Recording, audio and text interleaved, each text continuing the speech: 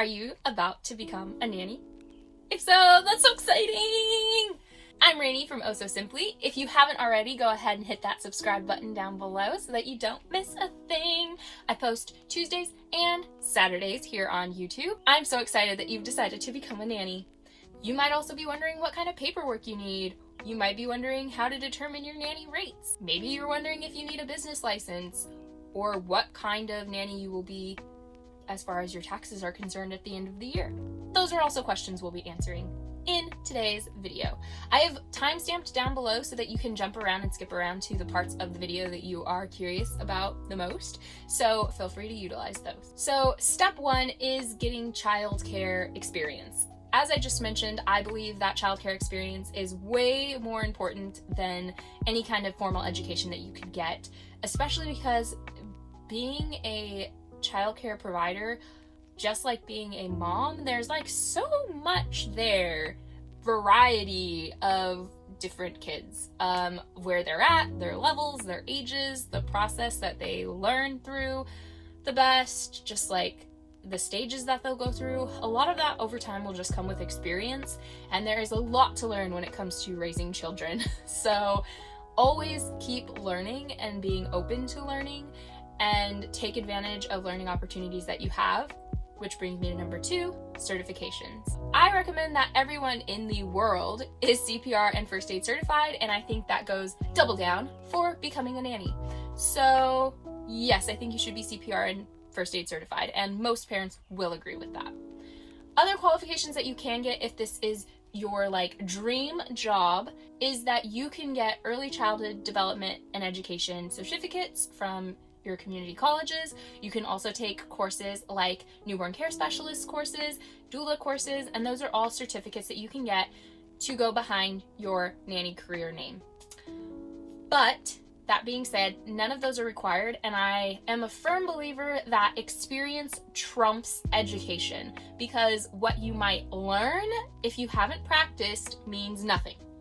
So if you've never had time with children, then you should start there. I think that experience trumps certification, so make sure that you have lots of experience. Step 3 is to learn all about nanny taxes.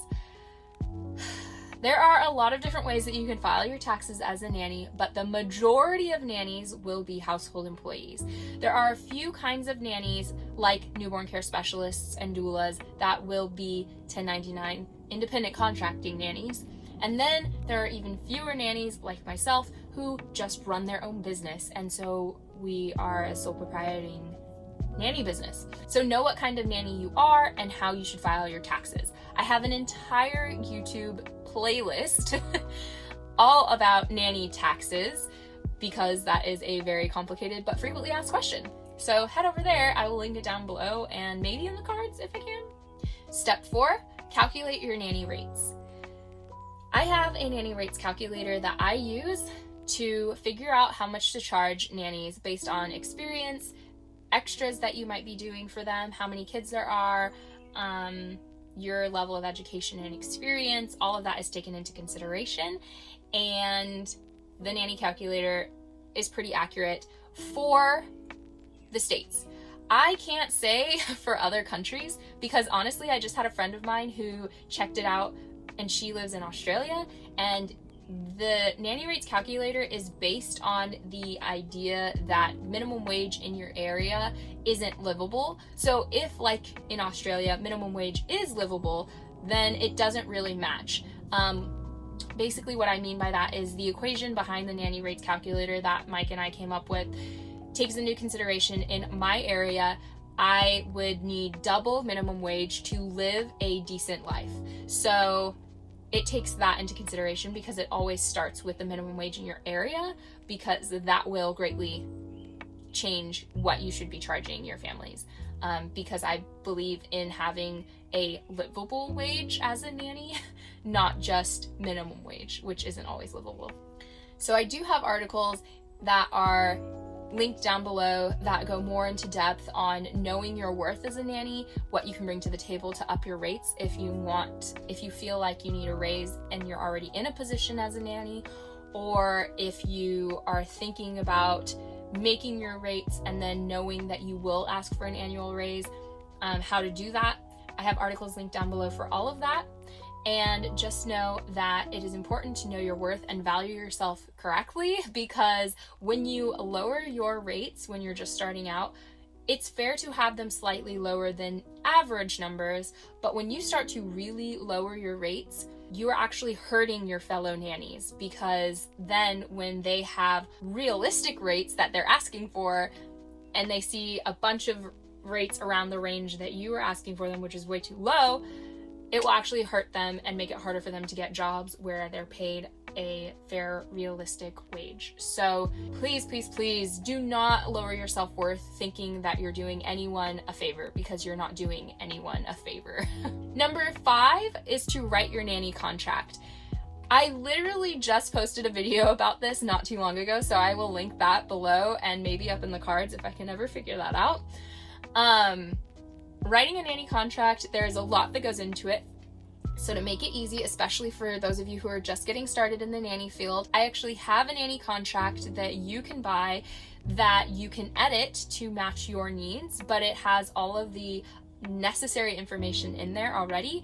And then it also comes with a nanny interview questionnaire, which on your interview, you go over these questions and it will help you fill out your contract, because the numbers correspond from the interview questionnaire to the contract. So you don't even really have to think about it. It's kind of just like a plug and chug thing.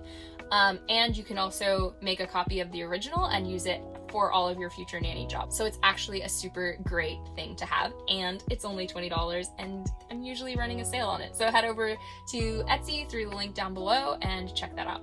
Step 6 in becoming a nanny is advertise your nanny business. There are a ton of ways to advertise. There's Facebook Marketplace, there's Facebook groups for nannies, there's coffee shops. You can just put up posters, you can hand out business cards, you can make a website, you can make an Instagram.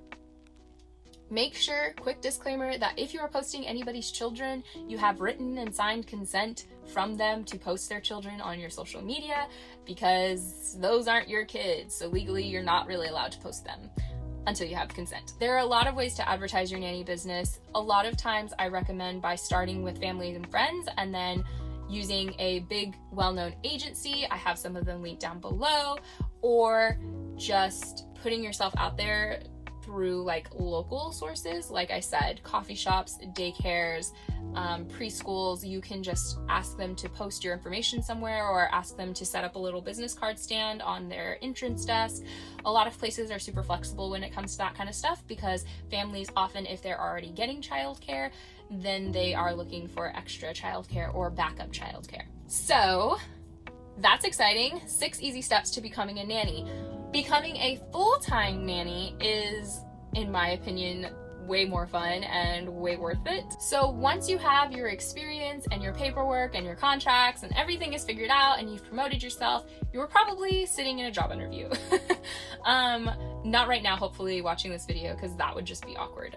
But once you get your job interview, you will do awesome, because most of the qualities that people are looking for in a nanny are things like punctuality, self-starter, organized, just generally on top of things, creative, and you've already proven that you have all of those qualities by getting this far in your nanny business journey. So now all you have to do is be confident. I do have another video that I can link that gives you more specifics on what to do on the interview, like what to wear, what kind of questions to ask, and all of that. But honestly, the one thing that I think really helps nannies get the job is just being confident. So be confident in yourself and in your abilities as the awesome nanny that I'm sure you are. If you're not naturally a confident person, or you don't know how to portray being confident, I have an amazing interview that I did with one of my bestest friends in the whole wide world, Sarah Pyland. She actually has a confidence camp, and so we talked about confidence in your nanny business and being confident as an entrepreneur woman, especially in this day and age, is just hard. So we talked all about how to exude that confidence in your business, and I will link that interview all around because I absolutely loved that interview. And there's also an amazing pep talk at the end that Sarah gives us that just makes you feel like you can do anything. So once you've become a nanny, or once you become a full-time nanny, you might be wondering how to become a high-paying nanny. Now, I will say that I don't think money is everything. In fact, I just use money as a means to live. But you know, it's nice to be comfortable sometimes. So getting a high-paying nanny job often requires more. Whether that's more time, more services, more energy, more experience, more knowledge, it just requires more. So first I would look at your job responsibilities in your current role or in the role that you're dreaming of, and I would add to it things that you could add that would be extra.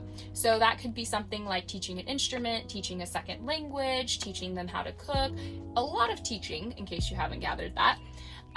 Or it could be things like helping with potty training, or maybe planning appointments, or planning family dinners, cooking family dinners, hosting events at their house, obviously, but like putting them together and planning them. So there could be a number of things that you could add to your list of job responsibilities that could help you get a raise. But if you're already doing all of those things, then your rate might just not match your job responsibilities. And so again, I recommend going to the nanny rates calculator, linked down below, to find out how much you should be making, and then based on your responsibilities that you have, and then presenting that and asking for a raise. I do have a video all about asking your nanny families for raises and how to do that, so I will link that down below as well. So as you can see, becoming a nanny isn't super hard, and it's so rewarding.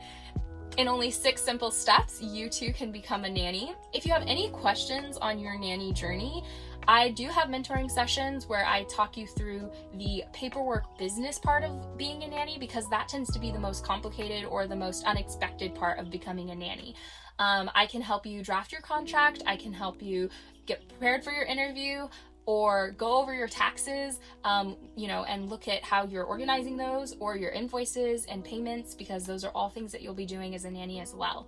So I can help you with that if you would like. Otherwise, drop a comment down below or DM me through Instagram at @OSSimply if it's something that's a little more private or touchy. Totally feel free. I will reply to you. And until next time, I hope that you get the job of your dreams and get it soon, because becoming a nanny is just so amazing. I will see you next Saturday or Tuesday, depending on when you're watching this, so make sure to subscribe and hit the notification bell so you don't miss the next video. Until next time though, bye!